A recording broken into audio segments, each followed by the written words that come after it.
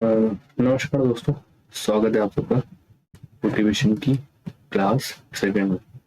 तो पहली क्लास जो थी उसमें हमने जाना कि मोटिवेशन क्या होता है और डिफरेंट टाइप्स ऑफ थ्योरीज कौन सी है। और उसके बाद हमने शुरुआत की थी कंटेंट थ्योरीज की।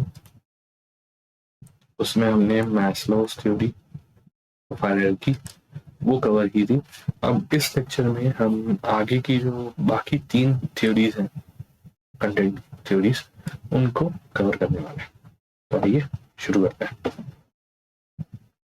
आज की जो सबसे पहली थ्योरी है वो है McClelland theory of needs. McClelland theory of needs ने बेसिकली जो इंसान होता है उसकी नीड्स को तीन ग्रुप में डिवाइड कर दिया। पहली है एन एफ एल, एन आर्च और एन आप। ये कुछ नहीं, शॉर्ट फॉर्म है इस जो तीन कैटेगरीज हैं उसके। तो एन एफ एल का मतलब होता है need for affiliation, N arch का मतलब नीड फॉर अचीवमेंट और एन पावर का मतलब नीड फॉर पावर। ये जो नाम है, नाम से आप समझ गए होंगे कि need for achievement, need for power, need for affiliation क्या है।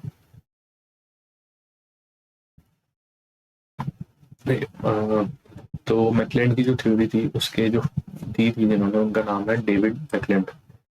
ये दी गई थी 1960s में। और ये जो है इन्होंने अपनी बुक जो थी अचीविंग सोसाइटी उसमें इस थ्योरी के बारे में जिक्र किया था। तो जैसे कि मैंने बताया कि इन्होंने माना था कि तीन मोटिवेटर्स होते हैं इंसान के, नीड फॉर अचीवमेंट, अफिलिएशन और पावर। अब नीड फॉर अचीवमेंट होता है कि इंसान के अंदर गोल्स जो होते हैं उसके, मान लीजिए किसी को क्लास में फर्स्ट आना है, ठीक है, तो ये इसका गोल है। अब उस इंसान को बाकी किसी चीज से मतलब नहीं है, इसको ये सिर्फ मोटिवेट कर रहा है कि मेरे को फर्स्ट आना, उसको कोई किसी चीज से नहीं लेना होगा। तो इसके जो टीचर होते हैं, जो उसके गार्जियंस हैं, वो इसकी मदद कर सकते हैं ताकि ये अपने गोल की तरफ बढ़े। तो इसको गोल की तरफ बढ़े बढ़े और इस ये जो है और मोटिवेट होगा। तो इस जिनमें ये अचीवमेंट की जो नीड होती है वो सबसे ज्यादा होती है, वो अपने लिए चैलेंजिंग गोल्स डिसाइड करते हैं, पर वो एक कैलकुलेटेड रिस्क लेते हैं सबसे पहले डिसाइड करने से पहले कि उनके गोल्स क्या होंगे। उनको पता होता है, सेल्फ असेसमेंट उनका बहुत अच्छा होता है, उनको पता है कि वो कितने पानी में, जो कहते हैं ना कितने पानी में है वो इंसान, वो उसको पता है। तो वो उस हिसाब से ही अपने गोल डिसाइड करेगा और उसी हिसाब से आगे प्रोग्रेस करेगा। इनको पसंद होता है कि उनको जो उनकी प्रोग्रेस है, अचीवमेंट है, उसके ऊपर फीडबैक मिलता है। और अक्सर देखा गया है कि ये जो लोग होते हैं ना, ये अकेला काम करना पसंद करते हैं। इनको टीम में काम करना इतना पसंद नहीं है, इनको अकेला काम करना पसंद होता है। फिर एक टाइप आ जाता है need for power. Need for power होता है जिनमें एक लालसा होती है, कंट्रोल जो है पूरा, कंट्रोल जो है पूरा कंट्रोल उनके हाथ में, और वो दूसरों को बताएं कि क्या करना है, कैसे करना है। इनको आर्ग्यूमेंट हो गए, कंपटीशन हो गए, ये सब जीतना बहुत पसंद है। उनको अपनी ताकत का, जो कहते हैं ताकत दिखाने का जो मौका मिल जाता है, ऐसे लोग होते हैं जिनमें नीड फॉर पावर जो है वो बहुत ज्यादा है। इनको स्टेटस और रिकॉग्निशन मिले तो वो बहुत खुश हो जाते हैं, इनको बड़ा मजा आता है इस चीज में। एक होता है need for affiliation. Need for affiliation में जो इंसान होता है उसको ग्रुप में काम करना बहुत पसंद होता है। उसको पसंद है कि लोग उसकी तारीफ करें, उसके दोस्त हों, आ, उसका एक सोशल सर्कल हो। तो ये जो लोग, ऐसे जो लोग होते हैं ना, जो एक्सट्रोवर्ट टाइप के होते हैं, जिनको लोगों से मिलना पसंद होता है, उनमें नीड और अफिलिएशन की जो नीड है वो सबसे ज्यादा होती है। इनको पसंद होता है कि ये ग्रुप्स में काम करें, अकेले काम नहीं करें। और इनको मतलब नहीं होता कि टास्क कंप्लीट होगा नहीं होगा, कैसे होगा।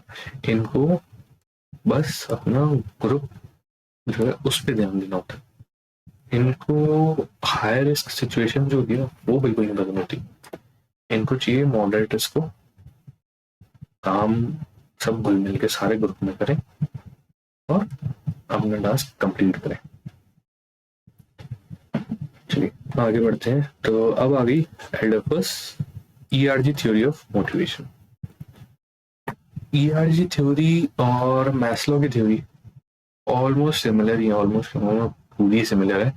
बस हुआ गया, एल्डरफर ने जो 5 नीड थी, 5 जो लेवल थे मैस्लो के, उनको कंप्रेस करके 3 में ला दिया। अब मैस्लो ने जैसे बोला कि फिजियोलॉजिकल और सेफ्टी नीड्स अलग अलग है, एल्डरफर ने कह दिया कि ये ई कैटेगरी में आ गए, मतलब एग्जिस्टेंस में आ गई। सेल्फ एस्टीम और सोशल बिलोंगिंग को मैस्लो ने अलग माना था। एल्डरसन ने कहा ये रिलेटेडनेस में हो गया, और सेल्फ एक्चुअलाइजेशन को ग्रोथ का नाम दे दिया। तो बेसिकली है कुछ नहीं, ये वही मैस्लो की थ्योरी है, बस उसका एक शॉर्टर वर्जन है। उसको कंप्रेस करके वो बता दिया इसने, और थ्योरी का नाम दे दिया ईआरजी थ्योरी। जो सबसे पहली है नीड, सॉरी, हाँ नीड, एग्जिस्टेंस नीड, उसमें आ जाता है जो हमारी बेसिक नीड्स होती हैं, वही रोटी कपड़ा मकान, जो हमारी बेसिक नीड्स है उसको एग्जिस्टेंस नीड में कहा जाता है। रिलेटेडनेस में कहा जाता है कि मेरे पर्सनल रिलेशन कैसे हैं, मैं लोगों के साथ कैसा घुल मिल पा रहा हूँ, सोशलाइज कर पा रहा हूँ नहीं कर पा रहा हूँ, ये सारी जो होती है वो रिलेटेडनेस में आ जाती है। ग्रोथ नीड, कि मेरे को सेल्फ डेवलपमेंट का कितना मौका मिल रहा है, मेरे को पर्सनल ग्रोथ का कितना मौका मिल रहा है, मेरे को एक स्टैग्नेशन पे तो नहीं आ गया मैं, मेरे को आगे बढ़ने का मौका मिल रहा है नहीं मिल रहा, तो वो ग्रोथ नीड में आ जाती है। कंटेंट थ्योरीज में ऑलमोस्ट जो देखेंगे ना आप, सारी थ्योरीज घुमा फिर आके एक ही चीज कहती है सारी, वही ना, कान यहाँ से पढ़ो या यहाँ से पढ़ो, तो वही है, सबने घुमा घुमा के कान पड़े हुए एक दूसरे के। सब सेम ही है ऑलमोस्ट, बस थ्योरीज के नाम अलग अलग हो गए, राइटर अलग अलग हो गए। अब मैस्लो, सॉरी, मैस्लो की थ्योरी और ईआरजी थ्योरी, इसमें थोड़ा डिफरेंस भी है, वो आइए देख लेते हैं। एक मिनट।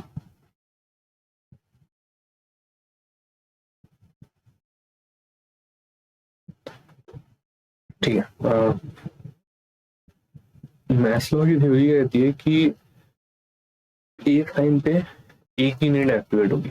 अगर किसी को फिजियोलॉजिकल लेवल में, तो पहले वो सेटिस्फाई करेगा, उसके बाद वो आगे बढ़ेगा।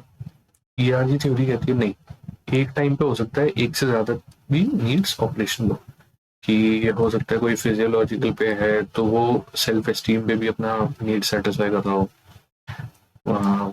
तो उसमें कुछ ऐसे डिफ्रेंशिएशन नहीं है कि पहले एक होगा तो फिर दूसरा होगा, इसमें कोई कैसे भी हो सकता है। ईआरजी थ्योरी के अकॉर्डिंग हो सकता है कि पहले हायर लेवल नीड है वो सेटिस्फाई हो, है ना। हो सकता है कि हायर लेवल जो नीड है आपकी वो सेटिस्फाई हो कंपेयर टू कि आप लोअर लेवल नीड्स में उसको सेटिस्फाई करें। मतलब आपकी जो लोअर लेवल नीड्स है वो सेटिस्फाई करने से पहले आप हायर लेवल नीड सेटिस्फाई कर लो।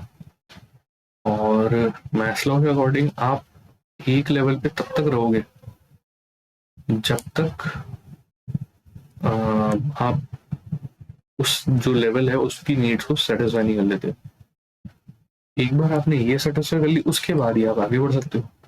ईआरजी वाला ईआरजी थ्योरी कहती है नहीं, ऐसा नहीं है। आप जो नीड आपको पहले आ रही है, आपको चाहिए मेरे को ग्रोथ पहले चाहिए, रिलेटेडनेस नहीं चाहिए मेरे को, पहले आप ग्रोथ पे ध्यान दोगे, रिलेटेडनेस बाद में देखोगे।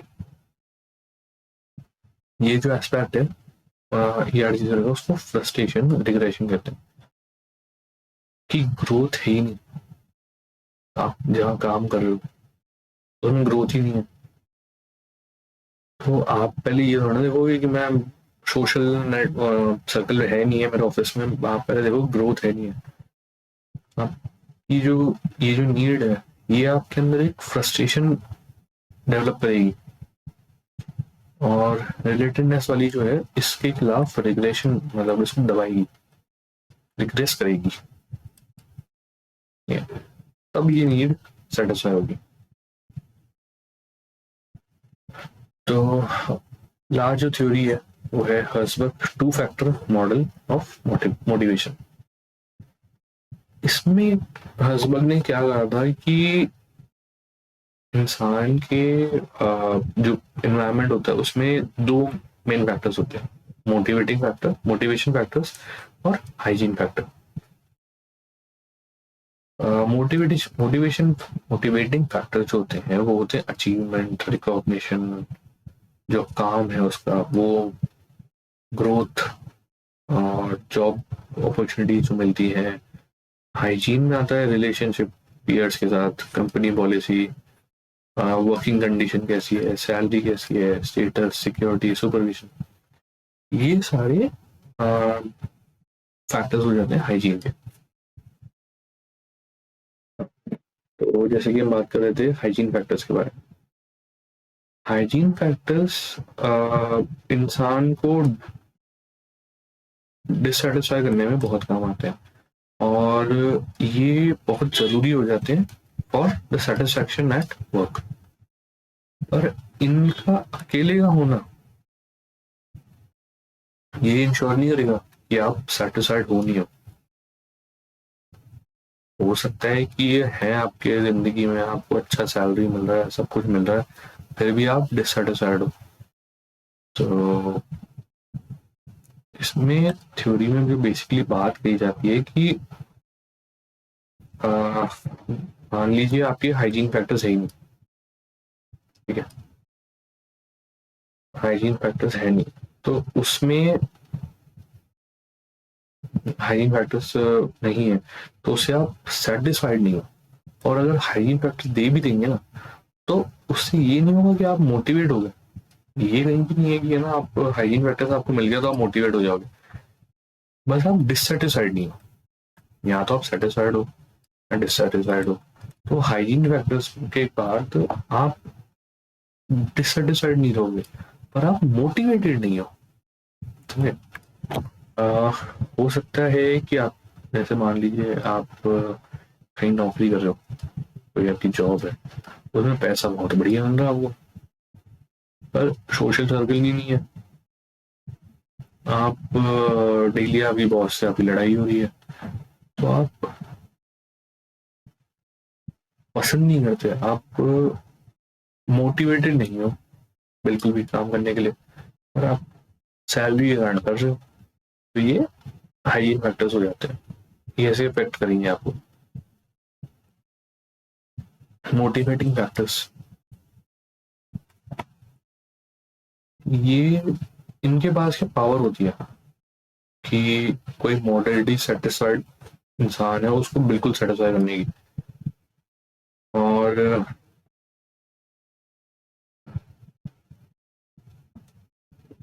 इनका कोई इम्पैक्ट नहीं होता सेटिस्फेक्शन पे अगर हाइजीन फैक्टर नहीं है तो। अब मान लीजिए जैसे अचीवमेंट, रिकॉग्निशन, ग्रोथ सब आपको मिल रहा है पर आपको पैसे ही नहीं मिले, आपका एनवायरनमेंट अच्छा नहीं है। तो ये जो चीजें हैं, ये अकेली जो है अचीवमेंट ग्रोथ, ये आपको अकेली मोटिवेट नहीं कर सकती। हाइजीन प्रैक्टिस का होना बहुत जरूरी है, उसके बाद ही आप मोटिवेट हो पाओगे। ये एक टेबल है, इसमें अलग अलग कंडीशंस बताई गई हैं। मान लीजिए आपका हाइजीन फैक्टर्स भी नहीं है पर मोटिवेटिंग फैक्टर्स हैं, हाइजीन फैक्टर्स हैं और मोटिवेटिंग फैक्टर्स भी बहुत है। हाइजीन फैक्टर है पर मोटिवेटिंग फैक्टर्स नहीं है, तो ये क्या केस है। मान लीजिए हाइजीन फैक्टर्स नहीं है पर मोटिवेशन फैक्टर्स हैं, वो दिए हुए हैं। तो employ are unsatisfied as their hygiene needs have not been satisfied। ठीक है, तो सेटिस्फाइड है ही नहीं वो, वही बेसिकली अचीवमेंट है पर पैसा नहीं है, अचीवमेंट का क्या होगा। अब जो आइडियल कंडीशन होती है वो होती है जब हाइजीन और मोटिवेटिंग फैक्टर्स दोनों हो। तो इस केस में इंसान खुशी खुश रहेगा और प्रोडक्टिविटी भी बहुत ज्यादा हो जाएगी। ए होता है जिसमें हाइजीन फैक्टर्स तो है पर मोटिवेटिंग नहीं है, तो इसमें न्यूट्रल है, मतलब हाँ ठीक है गाड़ी चल रही है और जो प्रोडक्शन आउटपुट है वो भी नॉर्मली रहने वाला है, कोई ज्यादा ऐसे आउटपुट नहीं मिलेगा। अब जो सबसे वर्स्ट कंडीशन है वो है जब हाइजीन और मोटिवेटिंग दोनों ही नहीं है, तो इंसान खुश ही नहीं है, आउटपुट भी आपका बहुत खराब रहेगा, ग्रोथ कहीं है नहीं, पैसा है नहीं, तो काम तो क्या ही होगा आपको। ठीक है, तो ये थी बाकी की कंटेंट सीरीज। तो इसके साथ ही जो हमने मेजर कंटेंट सीरीज थी जो एग्जाम पर्सपेक्टिव से बहुत जरूरी है वो कवर करनी है। अब आगे की क्लास में हम प्रोसेस थ्योरीज जो है उनको कवर करने वाले हैं। तो मिलते हैं अगली क्लास में, तब तक के लिए बाय बाय। और अगर कोई भी डाउट हो तो कमेंट सेक्शन में जरूर बताएं। Thank you for watching, bye.